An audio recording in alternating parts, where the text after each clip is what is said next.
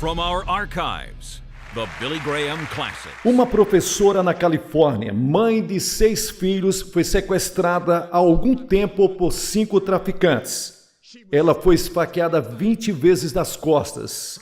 Seus captores disseram para a polícia que eles eram feiticeiros, que são bruxos e que eram adoradores do diabo.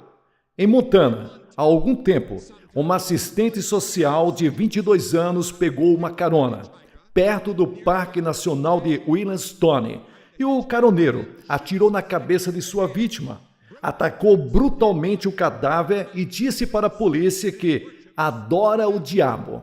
Em Miami Beach, uma aposentada de 69 anos é violentamente atacada por um jovem que mais tarde conta aos repórteres com muita alegria que nos últimos 5 anos ele tem adorado a Satanás. História após história como essa poderia ser contada esta noite se tivéssemos tempo para contá-la. A Escritura tem muito a dizer sobre o diabo e os demônios, na verdade. Em toda a Bíblia, a história de um conflito entre as forças de Deus e as forças do diabo, e a escritura que eu gostaria que você consultasse é Deuteronômio capítulo 18. 2 versículos, os versículos 10 e 11 de Deuteronômio. Não se achará entre ti quem faça de seu filho ou de sua filha passar pelo fogo, ou que usa de adivinação, ou observador de tempos, ou encantador, ou uma bruxa, ou encantador, ou um consultor de médiuns, ou um mago. Você se lembra da história de Saul? Ele quebrou aquela lei de Deus, e ele perdeu o contato com Deus. Deus deixou ele longe da bênção. E esse grande rei, rei Saul, rei de Israel, decidiu que iria consultar um médium e tentou obter uma mensagem de Samuel. Ele consultou um médium e um espírito enganador se passou por Samuel. Mas ele foi morto logo em seguida quando o julgamento de Deus caiu sobre Saul e sua família. Agora, os americanos a esta hora estão vacilando.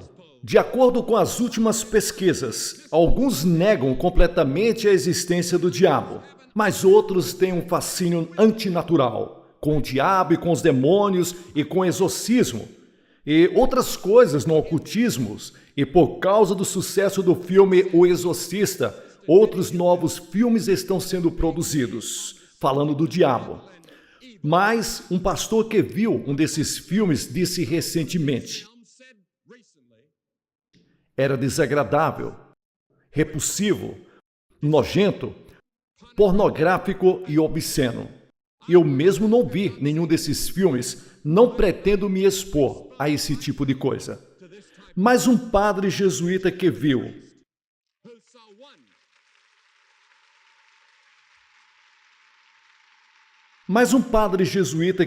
um desses filmes disse em sua pesquisa entre os estudantes universitários que a maioria dos alunos que viram os filmes gostariam de nunca tê-los visto. Agora, isto não é um fenômeno apenas na América. Também é na Alemanha, onde existem milhares de bruxas. Também está na Grã-Bretanha. Nosso bispo britânico disse outro dia que a Grã-Bretanha está se voltando para a magia negra, para a medida que seu interesse pelo cristianismo diminui, e acredito que um dos problemas no mundo de hoje, que não é reconhecido, é a grande intensificação e aceleração do mal no mundo nesse momento. Porque o diabo sabe que sua hora é chegada. A vinda do Senhor Jesus Cristo pode estar se aproximando e a Escritura ensina que, com a vinda do Senhor se aproximando, a atividade do diabo vai se intensificar. O sequestro, a violência, o terror em todo o mundo, eu acredito que faz parte da atividade demoníaca. Uma autoridade diz que a bruxaria é crescente, muito mais rápido do que qualquer outra religião no mundo ocidental.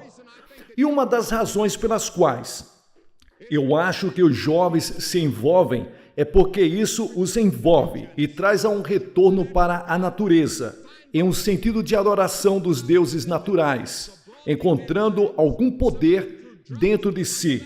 ou ampliando suas mentes, alguns deles através de drogas e alguns sem drogas. Mas milhares de jovens e velhos estão se intrometendo em um culto nesse momento e as lojas em nossas cidades estão vendendo todos os tipos de coisas que vão junto com seu culto. Um professor universitário, não desta universidade, mas um professor universitário, disse há algum tempo que havia dezenas de jovens covens em seu campus. Agora, covens, como você sabe, é um círculo de bruxas e bruxos. Numerando 13, eles são sempre o número 13. E eles têm seus direitos e seus rituais e sua literatura e suas bruxarias. Agora, o que é certo e o que é errado? O que é falso e o que é verdade? A Bíblia tem muito a dizer sobre isso e eu vou abordar um grande assunto em poucos minutos esta noite. Primeiro, a Bíblia ensina que existe um diabo. Existe um diabo. Nós o encontramos no 3º capítulo do Gênesis e não nos livramos dele até o final do livro do Apocalipse. Ele está em toda a Bíblia. E na Bíblia descobrimos que ele é uma pessoa. Ele anda, ele fala, ele sente, ele mente, ele bajula, ele mata, ele faz milagres, ele falsifica, ele oprime, ele aflige, ele influencia, ele destrói, ele cita as escrituras que ele possui. Ele aflige corporalmente, ele causa lesão corporal, ele vende discórdia na igreja, ele espalha falsa doutrina. Essas são as coisas que essa personalidade na Bíblia, chamada de diabo, faz de acordo com a Escritura. Agora, ele é chamado na Bíblia, ele é chamado de Satanás, ele é chamado de diabo, ele é chamado de anjo caído, ele é chamado de leão que ruge, ele é chamado de príncipe dos demônios, ele é chamado um lobo, um predador, Belzebu, o dragão, a serpente, Lucifer, uma grande luz, uma estrela, um traidor, um adversário, um milagreiro, um mentiroso, o pai da mentira, o Deus desse mundo, o príncipe desse mundo, o príncipe do poder do ar. É descrito na Bíblia como o reino das trevas, o reino do mal, o reino da injustiça, o reino do ódio, do pecado, da morte, do inferno e a sepultura que ele produz, falsos milagres, falsas experiências espirituais, falsas línguas, o pai da falsidade.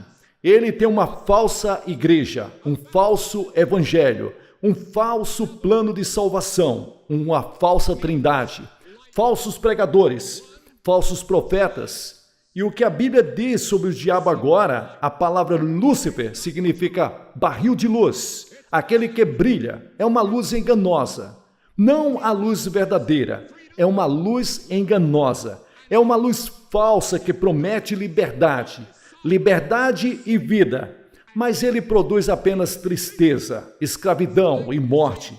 Ele é um enganador e está tentando enganar milhares de vocês, jovens, esta noite, prometendo-lhes que, se apenas segui-lo e servi-lo, e curvar-se a ele e viver para ele, você vai ter liberdade e vida. Mas, na verdade, ele te dá tristeza e escravidão. E, finalmente, a morte eterna no inferno. Agora, o diabo é resistido na Bíblia pelos personagens da Bíblia que Deus honrou e abençoou e amou. Ele foi resistido pelos profetas, ele foi resistido por Jesus, ele foi resistido pelos discípulos, ele foi expulso do céu. E a Bíblia diz que ele acabará por ser lançado no inferno, o lago de fogo, que foi preparado para o diabo e os seus anjos. Agora você diz, como o diabo se originou e por que Deus permitiu o diabo? Bem, há muita incerteza sobre o que o apóstolo Paulo chama de o ministério da iniquidade. São apenas algumas coisas que não sabemos. Deus não revelou para nós e se Deus não revelou, não devemos nos aprofundar em especulações, mas há algumas dicas na Bíblia sobre onde o diabo se originou. No capítulo 14 de Isaías diz: como caísse do céu, ó Lúcifer, filho da manhã, jogado no chão, porque disseste no teu coração, 5 vezes vou me colocar acima da vontade de Deus, contra a vontade de Deus. Ouça isso. Subirei ao céu, exaltarei meu trono acima das estrelas e me sentarei sobre o monte da congregação. Subirei acima das mais altas nuvens, serei como o Altíssimo. Em outras palavras, chegou o momento em que, em algum lugar na eternidade, quando Lúcifer, o maior e maior de todos os seres criados por Deus, liderou uma rebelião contra Deus. E parece que cerca de 1/3 dos anjos se juntou a ele na rebelião.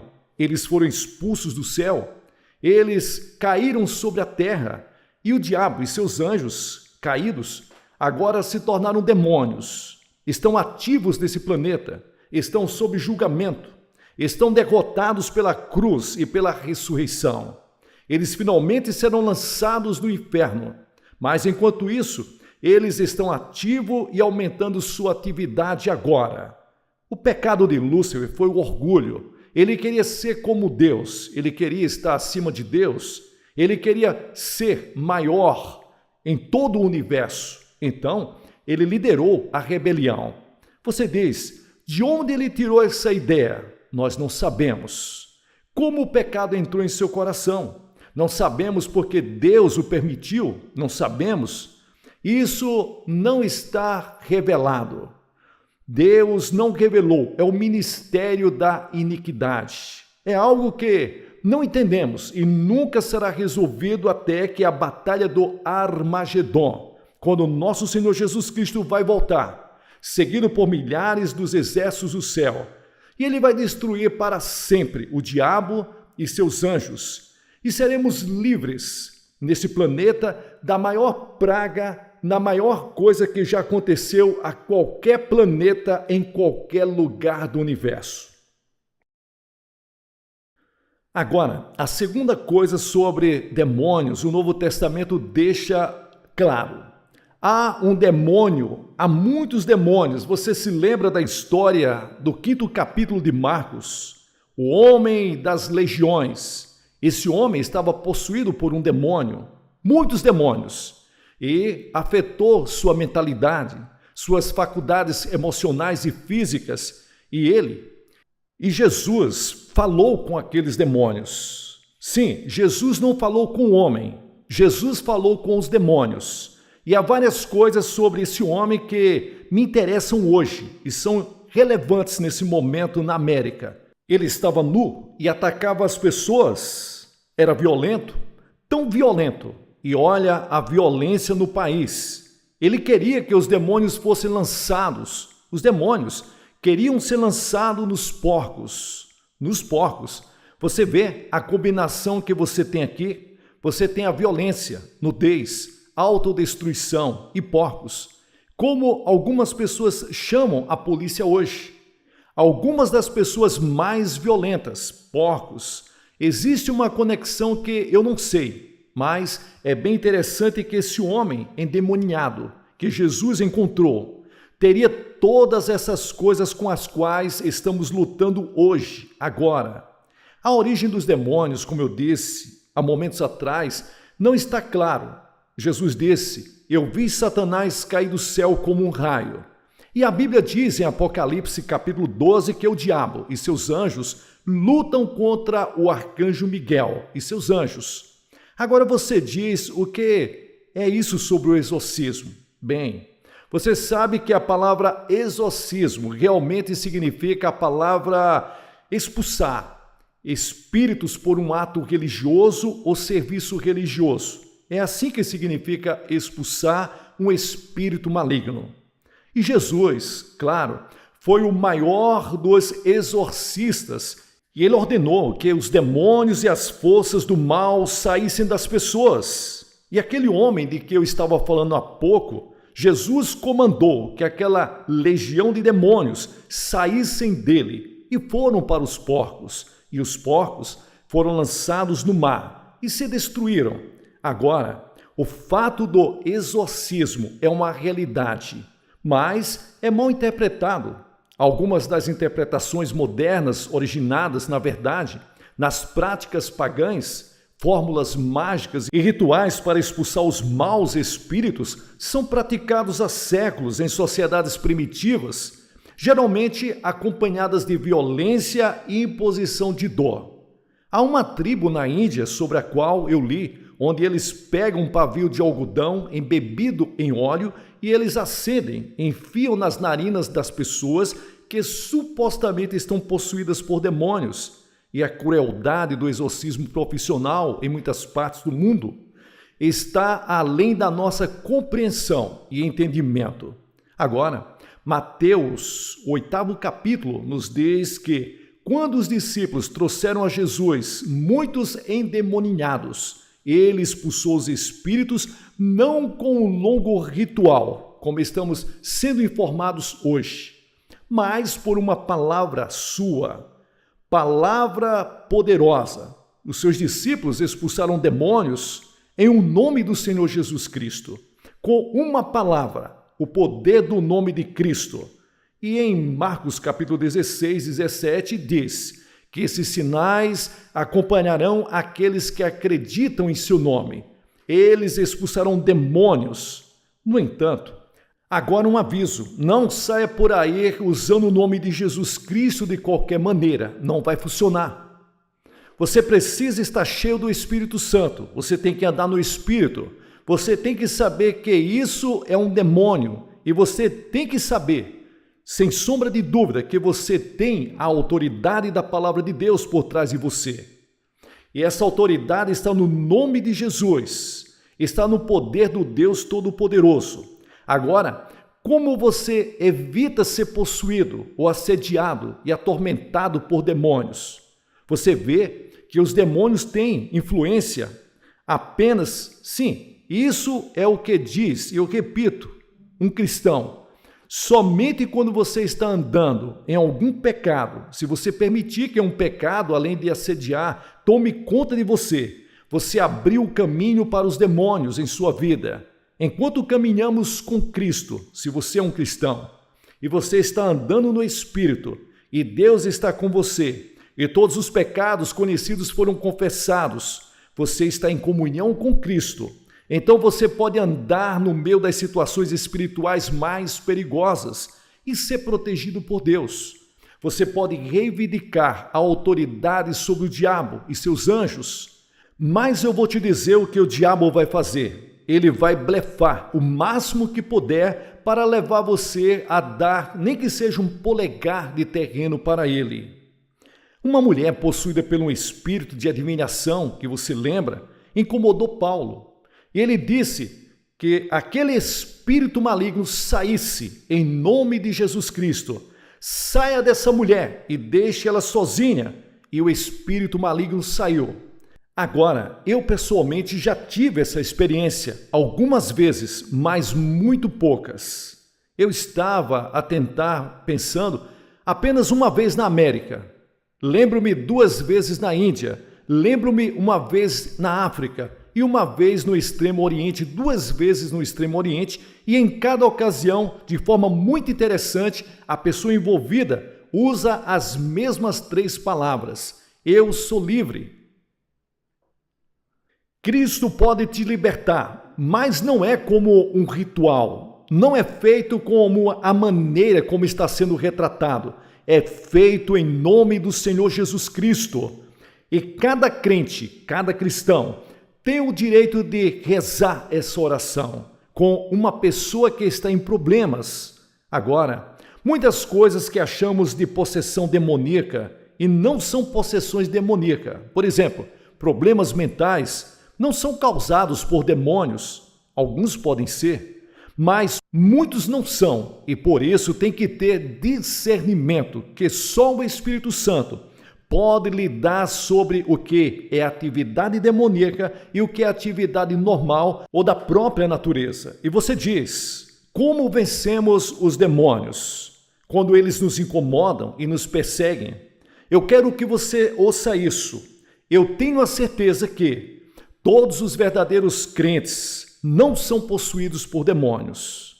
Verdadeiramente, um verdadeiro crente, ele pode ser atormentado, pode ser perseguido, pode ser assediado por um demônio, mas não acredito que a Escritura ensina que você pode ser possuído por um demônio. Satanás encheu o coração de Judas, encheu Ananias e Safira, que não eram crentes professos. Mas você tem certeza que conhece a Cristo? Você sabe que Cristo vive em seu coração? Você já recebeu Jesus? Venha a Cristo essa noite, enquanto pode. Como Bill Cepeda disse que faz 5 anos atrás, e Mike disse que faz 3 anos atrás. Venha a Cristo, entregue sua vida a Ele e tenha certeza disso. E você vai ter um poder vivendo dentro de você, que é maior do que aquele que está no mundo. O poder do Espírito Santo, o poder de Deus em sua vida, e você pode resistir ao diabo. A Bíblia diz, e ele fugirá de vós. A segunda coisa que eu desejo é que você seja cheio do Espírito Santo. A Escritura diz que não se embriague com vinho, mas encha-se do Espírito Santo. Eu quero pedir a você esta noite como um crente. Você está cheio do Espírito Santo? Você pode ser preenchido não através de algum êxtase emocional. Você pode ser preenchido por um simples ato de fé. Como você recebeu a Cristo? Você recebe o poder da fé. Tudo em você se torna completamente cheio. E você pode dizer, estou cheio do Espírito Santo. Com o Espírito Santo pela fé, você vê no momento em que você recebe a Cristo, o Espírito Santo passa a residir em seu coração e conforme você entrega tudo a Ele, Ele está mudando a sua vida, Ele está enchendo você e você passa a produzir os frutos. Agora, todo cristão tem os dons do Espírito. Você tem um dom. Não me importa quem você seja e quão humilde você é como crente. Você tem um dom e deveria estar utilizando esse dom no corpo de Cristo. E você deveria estar utilizando esse dom em testemunhar para Cristo. Mas o fruto do Espírito é algo diferente. O fruto do Espírito é diferente dos dons do Espírito. O fruto do Espírito é produzido por o Espírito Santo, amor, alegria, paz, longanimidade, gentileza, bondade e assim por diante, que é produzido pelo Espírito Santo. Agora, se você está vivendo no Espírito, produzindo o fruto do Espírito, cheio do Espírito Santo, Satanás não pode combater contra você. Deixe-me dizer-lhes que mesmo o menor pecado entristecerá o Espírito Santo e abrirá brechas para o ataque demoníaco. Jesus disse, nunca te deixarei, nem te abandonarei, não te deixarei. Agora, a terceira coisa, observe os esquemas do diabo. A Escritura diz, colocando toda a armadura de Deus, para que você possa resistir às astutas ciladas do diabo. Agora, o diabo vai explorar suas peculiaridades de personalidade, a concupiscência da carne, aquilo que é natural, os impulsos físicos. Você tem fome, como ele teve Jesus. E ele tentou Jesus quando Jesus estava com fome. O diabo sempre vem até você quando você está fraco, para tentá-lo e atormentá-lo e para incomodá-lo.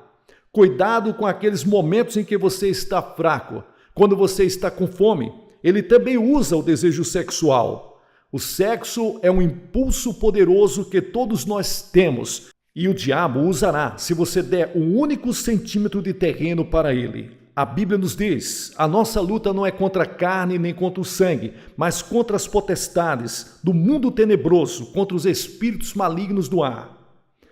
Então a Bíblia diz, portanto, pegue a armadura de Deus, para que possais resistir no dia mau, e tendo feito tudo, ficar firmes. E então, a Bíblia descreve a armadura que devemos ter, e eu quero perguntar a você essa noite se você tem a sua armadura. Verifique primeiro, verifique o cinto. Paulo disse que, tendo seus lombos cingidos com a verdade, agora o cinto era um cinto de cerca de 6 ou 7 polegadas de largura, que envolvia o soldado romano. E o propósito, quando Paulo estava escrevendo isso em Efésios, ele estava em uma prisão romana e um guarda romano vigiava. Então, ele apenas olhou para o seu uniforme e viu ali as ilustrações de como nós, cristãos, deveríamos ser com o nosso cinto. Porque você vê, aquele cinto mantinha tudo no lugar. E Paulo diz, faça de tudo para viver na verdade. Em outras palavras, aprenda as Escrituras, aprender a palavra de Deus. Essa é a razão pela qual, quando as pessoas se apresentam para receber, nós damos a eles estudos bíblicos, nós os envolvemos nas Escrituras, levamos eles a ler a palavra, a memorizar as Escrituras. É assim que resistimos ao diabo. Quando Jesus Cristo foi tentado pelo diabo, o que ele fez? Discutiu com o diabo? Não. Ele resistiu ao diabo, citando as Escrituras. Foi tudo o que ele fez. Apenas citou as Escrituras. Ele disse, está escrito. E quando terminou de citar as Escrituras, o diabo deixou. E os anjos de Deus vieram e ministraram a Jesus Cristo. E então Paulo disse, para colocar a couraça da justiça. Agora, o peitoral era feito de bronze apoiado com pedaços duros de couro. E a couraça da justiça é o que recebemos de Jesus Cristo quando nós vimos para Ele, como nosso Senhor e Salvador, porque nossa justiça, nossa bondade são trapos imundos aos olhos de Deus. Então você precisa de uma justiça que foi fornecida a você, e foi fornecida a você por Jesus Cristo na cruz, quando nós recebemos aquela couraça da justiça. Para quê? Quando o diabo atirar seus dardos inflamados, eles não consigam penetrar naquele peitoral. E em terceiro lugar, ele diz que nós devemos estar calçados na preparação do evangelho da paz. Agora, isso não significa sair apenas pregando o evangelho. Significa mais do que isso. Significa que você deve ter a paz de Deus em seu coração e serenidade, alegria, a felicidade que Cristo dá e deve estar em seu coração, para que, quando os problemas vierem, Satanás não seja capaz de chegar perto de você. Você vê que Satanás usa as preocupações, a ansiedade, a tensão para nos desequilibrar. Você está com medo? Não tema, pois eu estou com você, diz a palavra.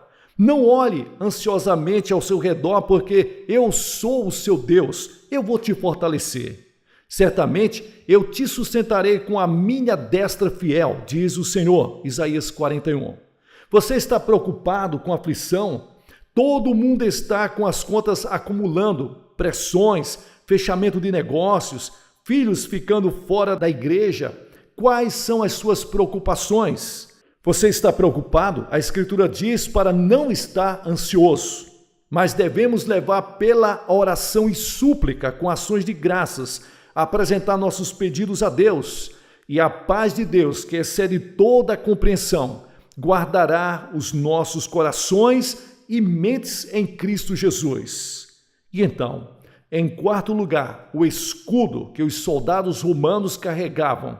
Um escudo. A Escritura diz de tudo que nós devemos pegar o escudo da fé, com o qual você poderá extinguir todos os dardos inflamados do maligno. Agora, o escudo romano tinha 60 centímetros de largura e 4 pés de comprimento, e repelia os golpes do inimigo que vinha contra eles. Quando as flechas vinham contra ele, Satanás está sempre atirando suas flechas e seus dardos inflamados. Nós precisamos do escudo da fé, confiando e acreditando em Deus, na sua palavra. E em quinto lugar, é o capacete. Pegue o capacete da salvação. O capacete é muito importante porque guarda a nossa mente, a nossa cabeça. Há muito a dizer nas Escrituras sobre a mente. Deixe a sua mente estar em Jesus Cristo. Isso irá mantê-lo em perfeita paz. Cuja mente está em ti. Intelectualmente, você não pode vir a Cristo sozinho, porque sua mente tem um véu sobre ela, colocado lá. pelo diabo. Mas quando você vem a Cristo, sua mente é iluminada pelo Espírito Santo. E as coisas que você não entendia agora, você aceita pela fé e você coloca o capacete. E isso te protege contra o inimigo, o diabo. Ele vai tentar fazer de tudo para você duvidar. Ele vai tentar fazer você questionar. E eu me lembro do meu próprio pai. Ele disse que um pregador, há muitos anos atrás, disse para ele que ele cometeu o pecado imperdoável. E meu pai pensou nisso todos esses anos, que ele não poderia vir a Cristo. Ele não havia cometido nenhum pecado mesmo. Sabe o que era aquilo? Foi anos depois que ele reencontrou a alegria da sua salvação. Você vê que Satanás desviou e perverteu as Escrituras, e então a espada. E a espada do Espírito, que é a palavra de Deus, essa é a arma ofensiva. Você vê, a lâmina de um romano tinha cerca de 24 centímetros de comprimento e ele iria torcer e girar, manter o equilíbrio sempre, estocando. E a Escritura diz que a palavra de Deus é viva e ativa e mais afiada do que qualquer espada de 2 gumes. Quando Satanás tentou Jesus Cristo, usou a espada, a palavra de Deus. É por isso que é importante estudar a Escritura, conhecer a Bíblia, aprender a Bíblia, e eu acredito nisso. Eu acredito que os cristãos e crentes vão passar por um período de problemas e dificuldades. Podemos ir para a cadeia, podemos ser mortos por nossa fé, como muitas pessoas em outros países do mundo têm acontecido. Não vamos escapar. Está a caminho, e a maneira de se preparar é aprender este livro. Para quê? Quando eles o invocarem para testemunhar, quando eles o invocarem, você conheça as Escrituras e possa citar a palavra de Deus e seja uma testemunha e resista ao diabo, e a Escritura diz que ele fugirá de vós. Então, a 7ª e a última coisa é orar. Orar sem cessar, disse Paulo. A oração e petição. Ore sempre no Espírito, orando no estudo da Bíblia. Verifique sua armadura, se está no lugar. Uma palavra final, a vitória final. O diabo e suas obras e a morte, o inferno, a sepultura serão anulados, lançados no inferno e destruídos, pois Jesus Cristo na cruz já conquistou toda a nossa vitória, em nome de Jesus Cristo. Até aquele dia final, você poderá se manter firme com o poder de Deus na sua vida. Pode haver muito sofrimento, muita luta, muita batalha, mas nós estamos do lado vencedor. E a Escritura ensina que Jesus Cristo ganhou a vitória e eles o venceram pelo sangue do Cordeiro e pela palavra do seu testemunho. Há poder no sangue de Jesus Cristo. Vou pedir para que você tome a sua decisão agora mesmo. Vou pedir que receba a Cristo agora. Vou pedir que centenas deixem o seu lugar agora. E vindo aqui à frente, digam: eu recebo a Cristo. Eu o aceito como meu Senhor e meu Salvador. Desejo que meus pecados sejam perdoados. Quero ter a certeza de que irei para o céu. Como podem ver, centenas de pessoas estão vindo de toda parte deste estádio para entregar a sua vida a Cristo. Você pode fazer a mesma entrega em seu lar, ou num bar, ou num saguão de hotel, ou em qualquer lugar em que esteja, vendo pela televisão. Você pode dizer um eterno sim a Cristo, e Ele o perdoará. Seu pecado vai ser extinguido e transformará a sua vida.